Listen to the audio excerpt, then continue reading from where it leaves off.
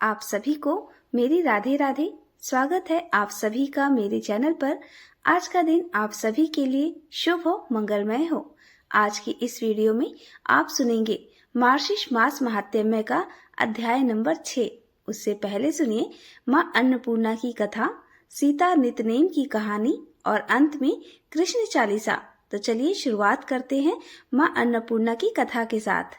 माँ अन्नपूर्णा व्रत की कथा के अनुसार प्राचीन समय की बात है। काशी निवासी धनंजय की पत्नी का नाम सुलक्षणा था।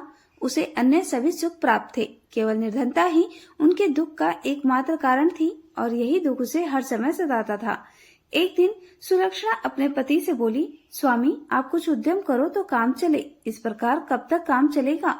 सुलक्षणा की यह बात धनंजय के मन में बैठ गई और वह उसी दिन विश्वनाथ शंकर जी को प्रसन्न करने के लिए बैठ गया और कहने लगा, हे देवादिदेव विश्वेश्वर, मुझे पूजा पाठ करना कुछ भी नहीं आता, मैं तो केवल आपके भरोसे ही बैठा हूँ। इतनी विनती करने के बाद वह 2-3 दिन तक लगातार भूखा प्यासा बैठा रहा। यह देखकर भगवान शंकर ने उसे कान में अन्नपूर्णा अन्नपूर्णा अन्नपूर्णा इस प्रकार 3 बार कहा। यह कौन क्या कह गया।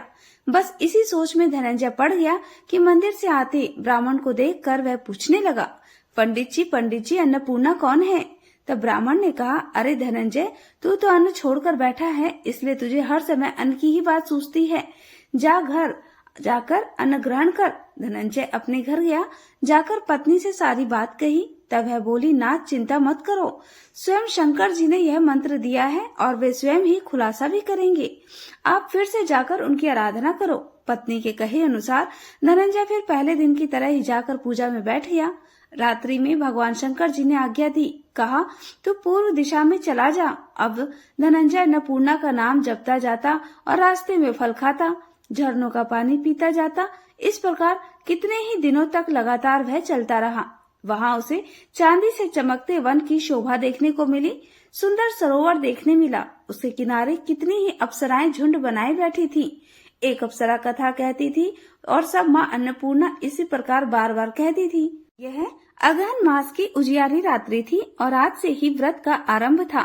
जिस शब्द की खोज करने वह निकला था, वहाँ उसे वही शब्द सुनने को मिला। धनंजय ने तब उनके पास जाकर धीरे से पूछा, हे देवियों, आप यहाँ सब क्या कर रही हो। तब उन सब ने कहा, हम सब माँ अन्नपूर्णा का व्रत कर रही हैं।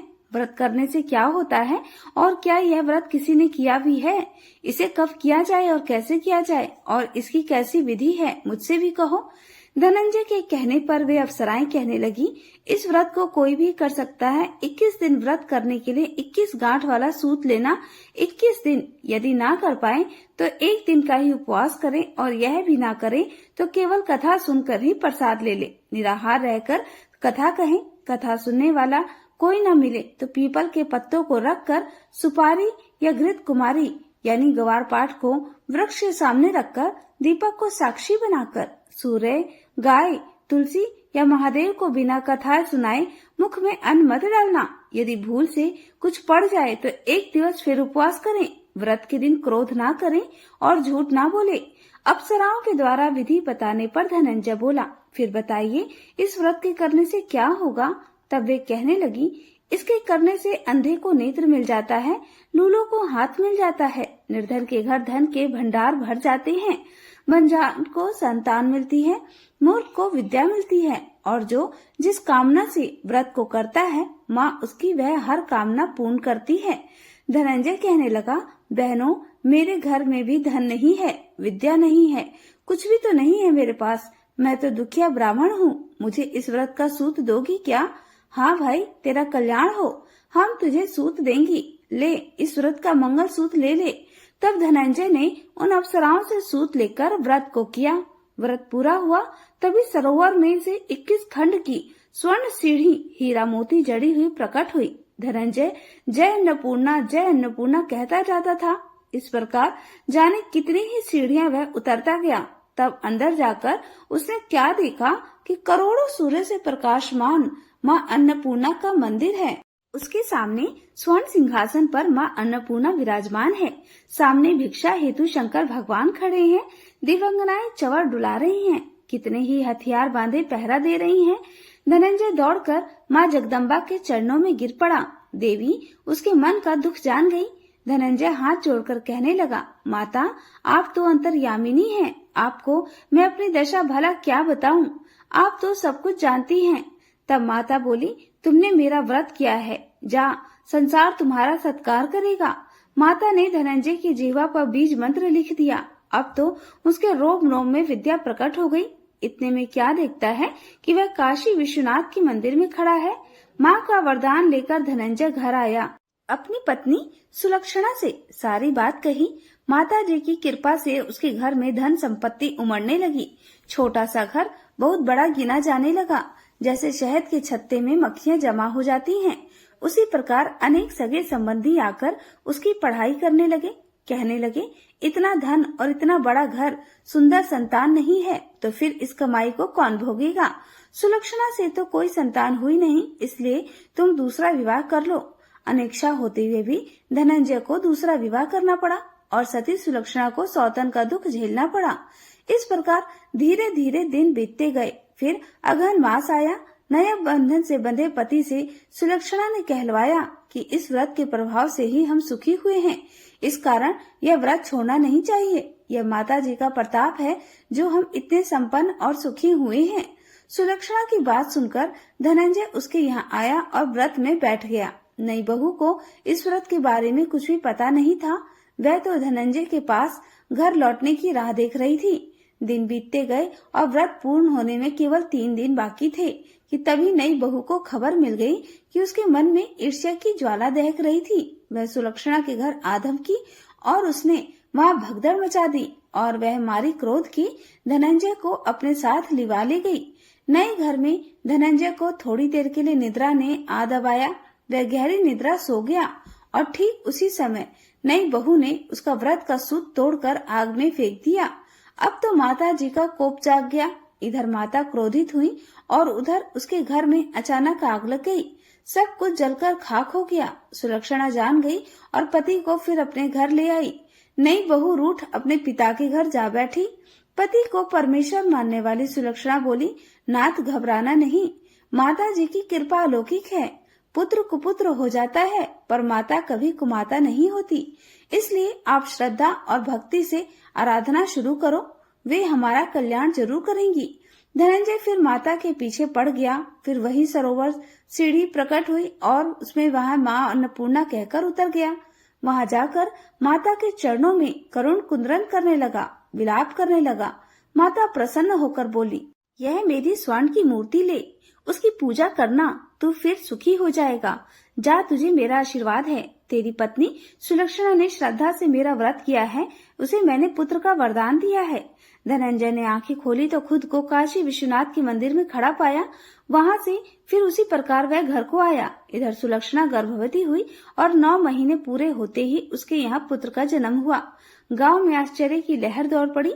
अब तो गांव में जिसकी कोई भी कामना होती वही मनौती मांगने लगता और इस तरह सभी लोगों की मनोकामनाएं पूर्ण होने लगी।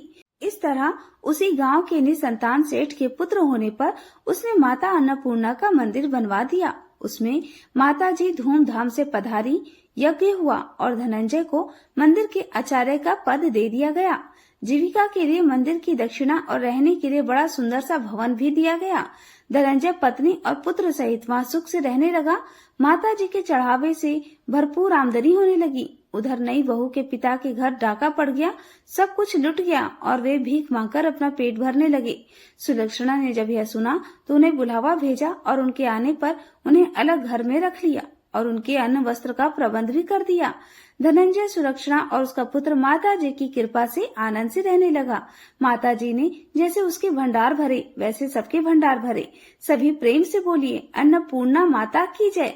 अब सुनिए सीता नितनेम की कथा। इस कहानी को सीता माता कहती थी और प्रभु श्री राम सुना करते थे। एक दिन श्री राम भगवान को किसी काम के लिए बाहर जाना पड़ा तो सीता माता कहने लगी, भगवान मेरा तो 12 वर्ष का नितनेम है, अब आप बाहर जाएंगे तो मैं अपनी कहानी किसे सुनाऊंगी। तब श्री राम ने कहा कि सीते, आप कुएं की पाल पर जाकर बैठ जाना और वहाँ पर जो भी औरतें पानी भरने आएंगी उन्हें अपनी कहानी सुना दिया करना। सीता माता कुएं की पाल पर जाकर बैठ गई। तभी एक स्त्री आई, उसने रेशम जरी साड़ी पहन रखी थी और सोने का घड़ा ले रखा था। सीता माता उसे देखकर कहने लगी, बहन, मेरा 12 वर्ष का नितनेम सुन लो। पर वह स्त्री बोली कि मैं तुम्हारा नितनेम सुनूंगी तो मुझे घर जाने में देर हो जाएगी और मेरी सास मुझसे झगड़ा करेगी। इसलिए उसने कहानी नहीं सुनी और अपने घर चली गई। लेकिन उसके घर जाते ही उसकी रेशम जरी साड़ी फट गई। सोने का घड़ा मिट्टी के घड़े में बदल गया। सासू ने देखा तो पूछा, अरे बहू, ये किसका दोष अपने सिर पर लेकर आ गई है? बहू बोली, माँ जी, कुएं पर एक औरत बैठी थी। उसने अपनी कहानी सुनने के लिए कहा, लेकिन मैंने नहीं सुनी। शायद उसी का यह फल मुझे मिला है। बहू की बात सुनकर अगले दिन वही साड़ी और वही घड़ा लेकर सास कुएं की पाल पर गई। सास को वहीं पर सीता माता बैठी मिली तो माता सीता ने कहा, बहन, मेरी कहानी सुन लीजिए। सासू बोली, एक बार छोड़, मैं 4 बार तेरी कहानी सुनूंगी। तब सीता माता बोली, राम आए, लक्ष्मण आए, देश के पुजारी आए, नित नेम का नेम लाए, आओ राम बैठो राम, तपी रसोई जीमो राम, माखन मिश्री खाओ राम, दूध बताशा पियो राम, सूत के पलका मोठो राम, शाल दुशाला पोठो राम, शाल दुशाला ओढ़ो राम, जब बोलूं राम ही राम, राम सवारे सबके काम, खाली घर भंडार भरेंगे, सबका बेड़ा पार करेंगे, श्री राम जय जय राम।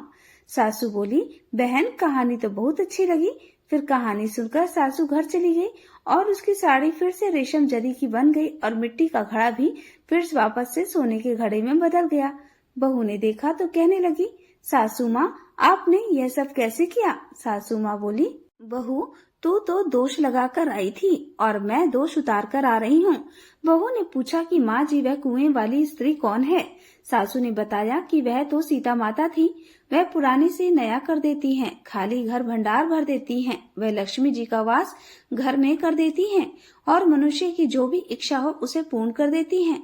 बहू बोली, माँ जी, फिर तो मैं ऐसी कहानी मुझे भी सुना दो। सास बोली कि ठीक है, तुम भी सुनो। फिर सास ने कहानी शुरू की। राम आए, लक्ष्मण आए, देश के पुजारी आए, नित नेम का नेम लाए, आओ राम बैठो राम, तपी रसोई जीमो राम, माखन मिश्री खाओ राम, दूध बताशा पियो राम, सूत के पलका मोठो राम, शाल दुशाला पोठो राम, शाल दुशाला ओढ़ो राम, जब बोलूं राम ही राम, राम सवारे सबके काम, खाली घर भंडार भरेंगे, सबका बेड़ा पार करेंगे, जय श्री राम जय जय राम। कहानी सुनकर बहू बोली, माँ जी, कहानी तो बहुत अच्छी है। सासू ने कहा, ठीक है, अब से हम इस कहानी को रोज क्या करेंगे। अब सास बहू रोज सवेरे उठती, नहाती धोती और पूजा करने के बाद नित्य नेम की सीता माता की कहानी कहती।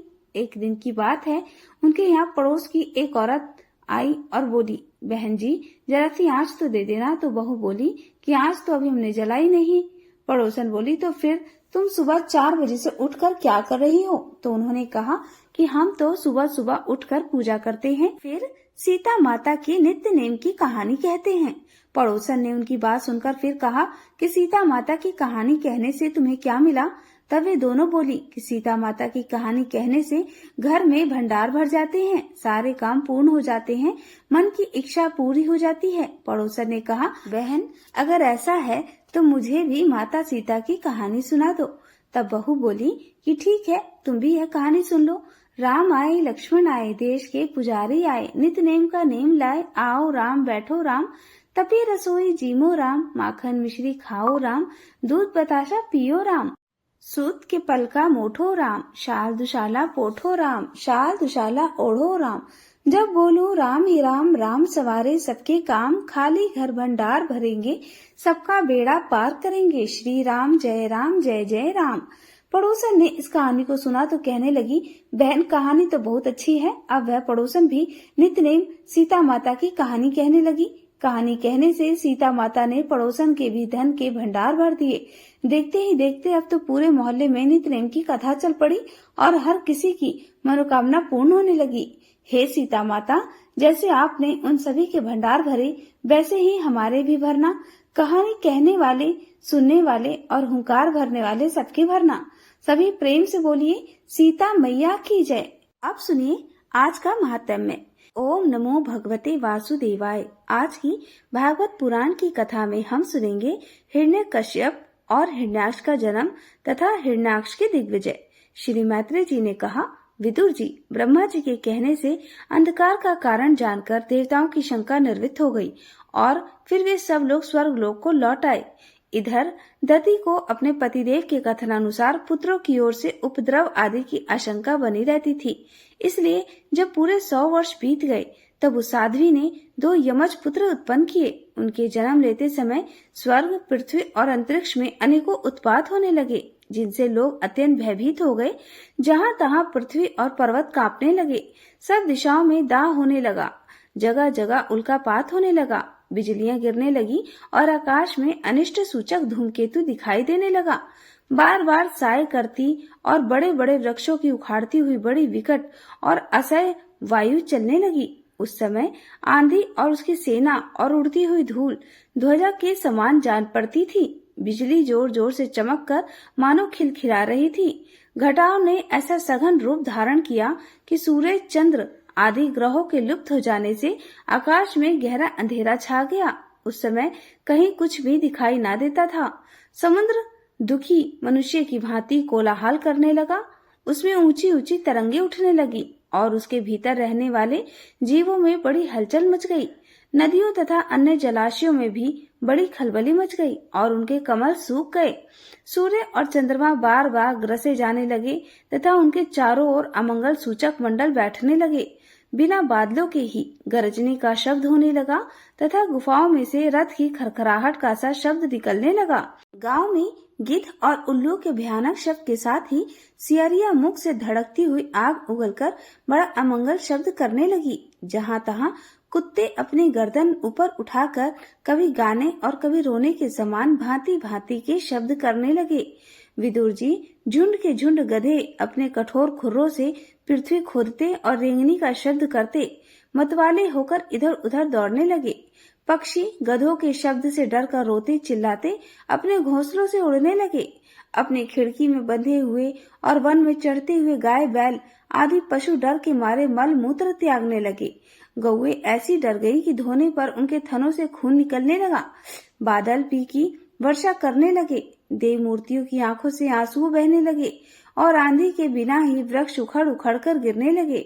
शनि, राहु आदि क्रूर ग्रह प्रबल होकर चंद्र, बृहस्पति आदि सौम्य ग्रहों तथा बहुत से नक्षत्रों को लांघकर वक्र गति से चलने लगे तथा आपस में युद्ध करने लगे। ऐसे ही और भी अनेकों भयंकर उत्पात देखकर सनकादि के सिवा और सब जीव भयभीत हो गए तथा उन उत्पादों का मर्म न जानने के कारण उन्होंने यही समझा कि अब संसार का प्रलय होने वाला है। वे दोनों आदि दैत्य जन्म के अनंतर शीघ्र ही अपने फौलाद के समान कठोर शरीरों से बढ़कर महान पर्वतों के सदृश हो गए तथा उनका पूर्व पराक्रम भी प्रकट हो गया। वे इतने ऊंचे थे कि उनकी सर्वमय मुकुटों का अग्रभाग स्वर्ग को स्पर्श करता था और उनके विशाल शरीरों से सारी दिशाएं आच्छादित हो जाती थीं। उनकी भुजाओं में सोने के बाजूबंद चमचमा रहे थे। पृथ्वी पर जो वे एक एक कदम रखते थे उसे भूकंप होने लगता था और जब वे खड़े होते थे तब उनकी जगमगाती हुई चमकीली करधनी से सुशोभित कमर अपने प्रकाश से सूर्य को भी मात करती थी। वे दोनों यमज थे। प्रजापति कश्यप जी ने उनका नामकरण किया। उनमें से उनके वीर्य से दीति के गर्भ से पहले स्थापित हुआ था उसका नाम हिरण्यकश्यप रखा और जो दीति के उदर से निकला वह हिरण्यक्ष के नाम से विख्यात हुआ। हिरण्यकश्यपु ब्रह्मा जी के वर से मृत्यु भय से मुक्त हो जाने के कारण बड़ा उद्धत हो गया था। उसने अपने भुजाओं के बल से लोकपाल के सहित तीनों लोकों को अपने वश में कर लिया।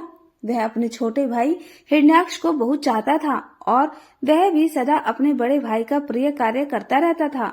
एक दिन वह हिरण्याक्ष हाथ में गदा लिए युद्ध का अवसर ढूंढता हुआ स्वर्गलोक में जा पहुंचा।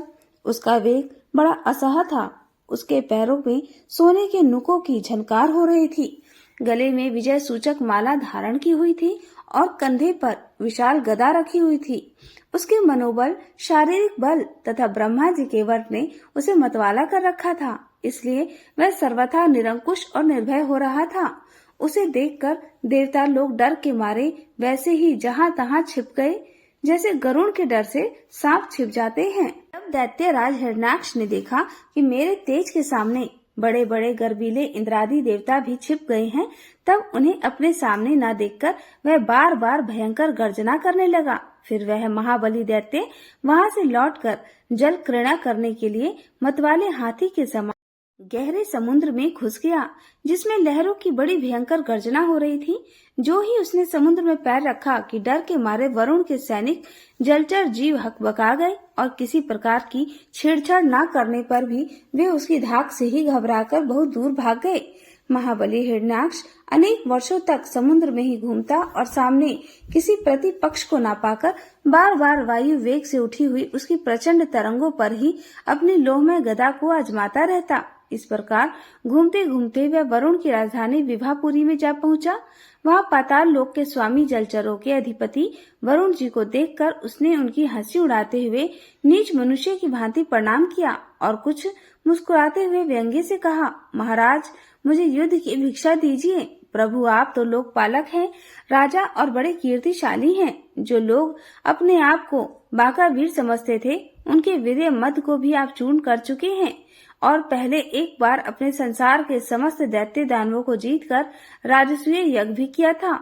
उस मदोन्मत्त शत्रु के इस प्रकार बहुत उपहास करने से भगवान वरुण को क्रोध तो बहुत आया, किंतु अपने बुद्धि बल से वे उसे पी गए और बदले में उससे कहने लगे, भाई, हमें तो अब युद्ध आदि क्या कोई चाव नहीं रह गया है।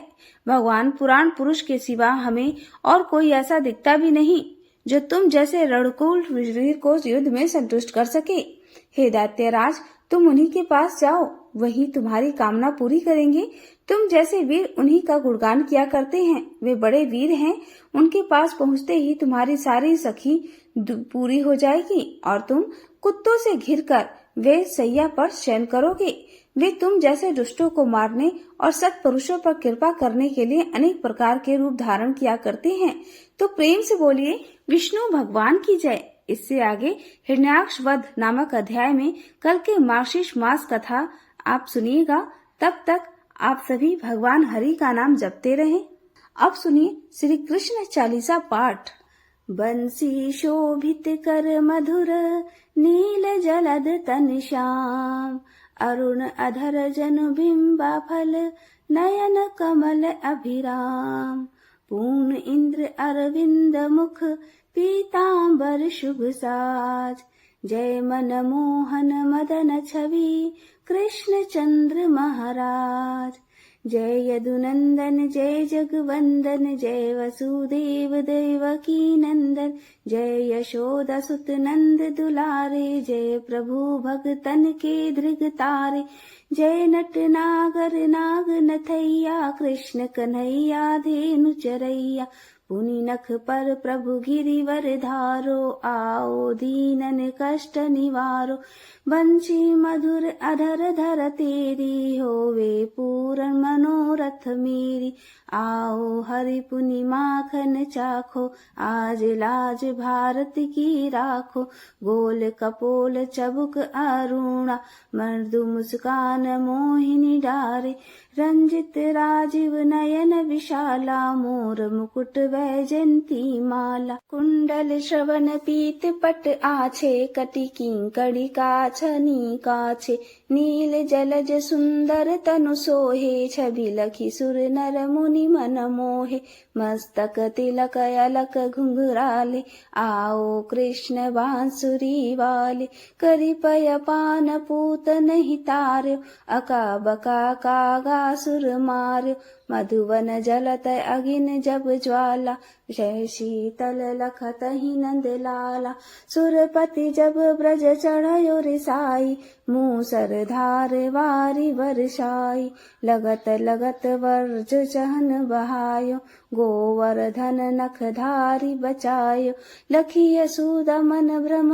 अधिकाई, मुख मह 14 भुवन दिखाई, दुष्ट कंस अति उधम मचायो, कोटि कमल जब फूल मंगायो, नाथि काली यही तुम तब लीन्हे, चरण चीन्हे दय निर्भय कीन्हे, करी कोपिन संग रास विलासा, सबकी पूरन करि अभिलाषा।